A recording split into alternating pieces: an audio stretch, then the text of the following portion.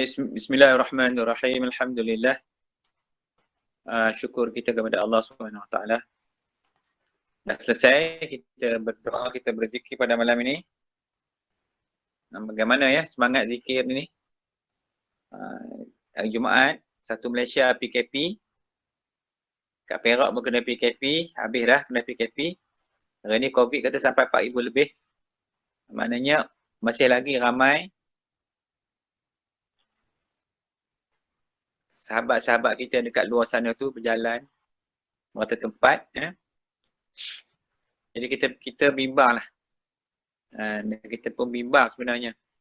Kita tak pernah hadapi peristiwa COVID sehingga kita tak nak berjalan. Nak sekolah pun dah tak boleh. Takut juga jangkit budak-budak tu kan, nanti kalau budak-budak kena balik rumah, habis satu keluarga pula kena COVID. Maka pihak kementerian ambil jalan terbaik lah. Buat sementara waktu ni, sebab dia musibah lah. Tutuplah dulu sekolah. Bukan masalah sekolah. Semua nak tutup. Cuma kelang-kelang yang beroperasi, tempat-tempat yang perniagaan masih lagi boleh. Memang kita nampak di situ berlaku penurunan yang mendadak dari segi jualan, dari segi hasil pendapatan. Macam kesian juga tengok sekolah-sekolah agama persendirian terutama. Sekolah agama persendirian, sekolah-sekolah tahfiz yang mana mereka ni, ustaz-ustaz ni dapat gaji daripada bayaran ibu bapa hantar anak ke situ. Tapi bila jadi macam ni, anak-anak tak belajar, maka mak bapak pun tak buat bayaran lagi. Maka cikgu-cikgu yang hidup tu terpaksalah carilah, kena usaha kat cara yang lain pula. Tadi pun saya tengok dalam grup WhatsApp tu pun sampai minta terus lah. Tak ada malu lagi dah, orang dah minta dah. Budak-budak, anak-anak yatim yang duduk tak makan dah, tak ada bajet lagi dah. Peruntukan pun tak ada. Ustaz-ustaz yang duduk pergi kuliah dapat juga duit sikit-sikit balik, boleh top up dekat sekolah pun dah tak boleh dah. Jadi nak tak nak terpaksa merayu. Jadi kita pun buat rayuan jugalah pada malam ni. So bagi siapa-siapa yang ada pendapatan tetap, berbanding dengan cikgu-cikgu sekolah agama yang ngajar anak-anak kita agama tu, kalau boleh buatlah sumbangan berapa yang patut. Sebab orang makan gaji masih lagi mendapat pendapatan. Sekolah-sekolah persendirian dah makin nampak makin lama makin teruk kan. Nanti besar kemungkinan dia musibah ni agak berat kalau berlaku. Besar kemungkinan sekolah tu tutup. Tapi kita fikir gini lah, fikir positif. Kalau budak tak sekolah pun ada hikmah Tuhan akan bagi. Tuhan buat ni the best. It's marvelous. Sangat cantik, sangat indah. Cuma kita tak nampak. Cuma kita jangan jadi orang yang cakap je. Kena ikhtiar, kena usaha. Tolong mana-mana kawan-kawan yang tak ada kemampuan. Masa ni lah kita nak bantu mereka apa yang ada pada kita. Jangan kita dah bercakapnya suruh sana suruh sini. Kita tak praktik, kita tak amalkan, tak buat benda tu. Baik, Alhamdulillah. So tajuk malam ni kita satu tajuk lagi, masih lagi di dalam tajuk yang COVID kita bincang tentang kenapa datangnya musibah. Musibah, Allah bawa musibah, bagi musibah pada kita. Semalam kita dah bincang panjang. Kenapa datangnya musibah? Sebab Allah nak dengar rintihan kita. Allah nak dengar rayuan-rayuan kita, tangisan-tangisan kita mengadu kepada Allah Subhanahu Wa Taala. Walaupun kita susah, tetapi Allah tetap bagi rezeki. Sebab Allah dah jamin dah rezeki, dia dah jamin dah. Dikatakan bahasanya 50,000 tahun. 50,000 tahun tak silap saya gitu. Tak belum Allah mencipta langit dan bumi. Allah cipta dulu takdir manusia tu. Setiap orang tu ditulis dulu lebih awal lagi. Apa akan jadi, apa akan jadi, apa akan jadi. Hari ni apa yang berlaku ni semua mengikut takdir Allah Subhanahu Wa Taala. Sebab tu kita nak kena faham tentang takdir ni dulu. Sebab itu penting dalam pengajian rukun iman yang ke-6 tu. Wal qadri khairihi wa syarrihi minallahi ta'ala. Dekat situ nak kena faham betul-betul. Macam mana kata qadar dan qadar ni adalah ketentuan. Buruk baik itu adalah daripada Allah Subhanahu Wa Taala. Dan Tuhan dia takkan buat kita zalim. Dia tak menzalimi hamba-hamba dia. Malahan dia kasih. Dia nak lagi. Maka dia bagi musibah untuk apa? Untuk dia nakkan kita tu beringat kepada dia. Ni dah. Sebab itulah dalam tajuk malam ni, apa yang kita nak bincang? Tentang berilah peringatan. Dalam ayat surah Al-A'la. Fazakir in nafa'ati zikra.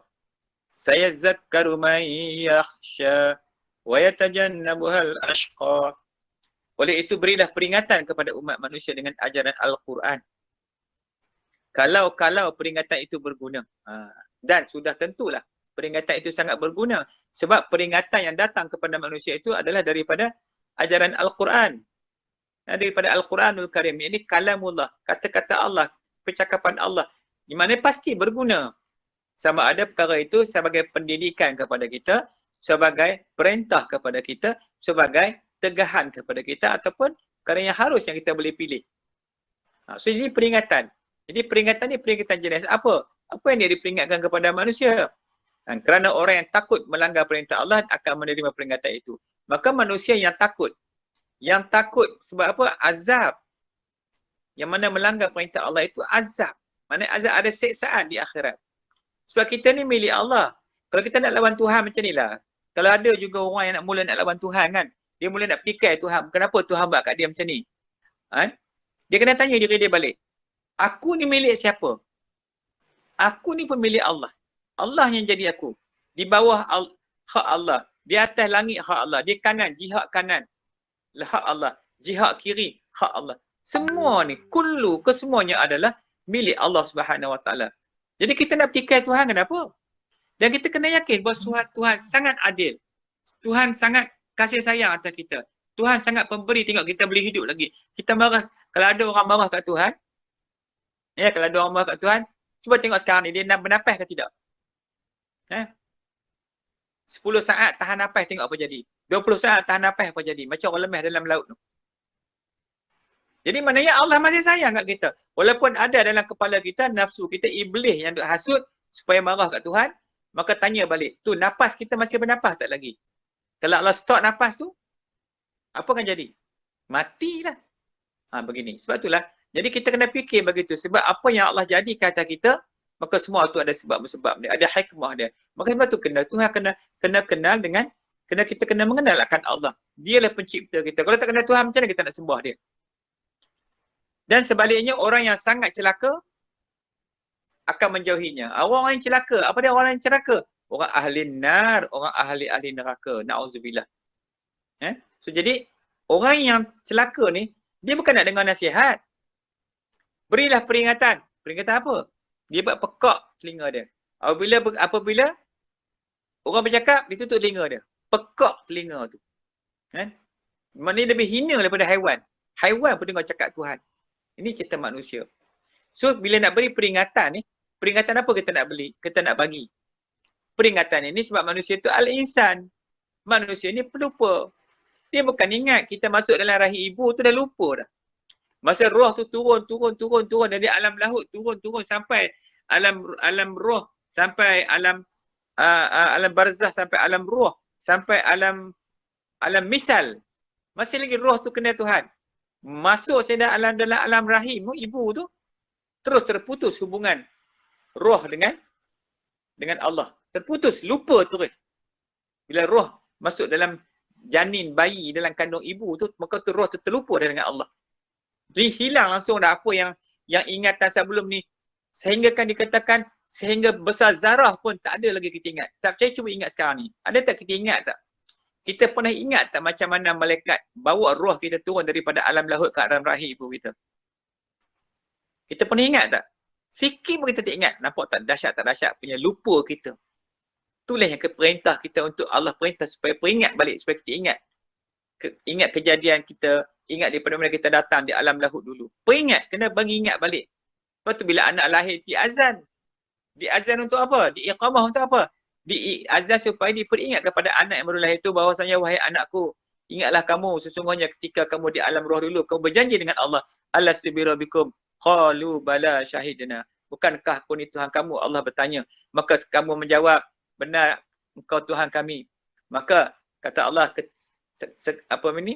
akan kujadikan langit bumi bukit ganang, langit bumi gunung ganang, dan Adam sebagai bapa kamu untuk menjadi saksi atas apa yang kamu ucap depan aku hari ini. Maka kamu dilahirkan wahai anakku ini untuk melalui ujian-ujian di atas muka bumi ini yang telah aku sediakan untuk kamu. Itu Allah pesan kat kita, tujuan kita azan, kita iqamah ke anak kita, peringat balik. Yang pertama nak mendengar kalimat yang paling awal adalah kalimat tauhid. Kemudian nak peringat kepada anak itu. Maka inilah peringatan kita nak kena bagi. Inilah sebab tu Allah utuskan Nabi untuk memperingat sekalian umat. Memang kita lupa. Tak ingat langsung sampai sekarang ni. Kan? Tak ingat dah. Duduk-duduk dalam jasad kita duduk seronok dah. Duduk pasal bangga dah. Ada kereta sebutir, kan? Ada rumah sebutir. Dia rasa seronok dah. Sedangkan ketika di alam roh dulu, kita hidup kat sana. Kita saling kenal mengenali. Kan? Dekat alam sana pun, roh kita pun huru-hara juga. Yang mana yang suka bergaduh atas muka bumi ni memang kerja dia bergaduh kat langit tu. Yang mana sangat warak, sangat baik, di sana dia baik. Dia ikut apa dia kat sana, di sini dia jadi kelaku tu buat turun kat sini. Kelaku dia kat sana, sama dengan kat sini, itulah dia roh manusia. Sebab itulah datangnya agama. Allah hantar Nabi peringat balik, jangan duk bergaduh. Kalau jangan putus silaturahim, jangan berkelahi, jangan berperang, jangan itu dan ini. Sebab semua benda tak molek. Ini peringatan. Maka dia bawa juga tabiat perangai dia daripada langit sampai ke sini. Allah. Itulah teruk tak teruk manusia kita ni. Kalau kita kenal lagi, kenal kita roh kita, kita tengok aku ni memang huduh sungguh perangai atas muka bumi ni.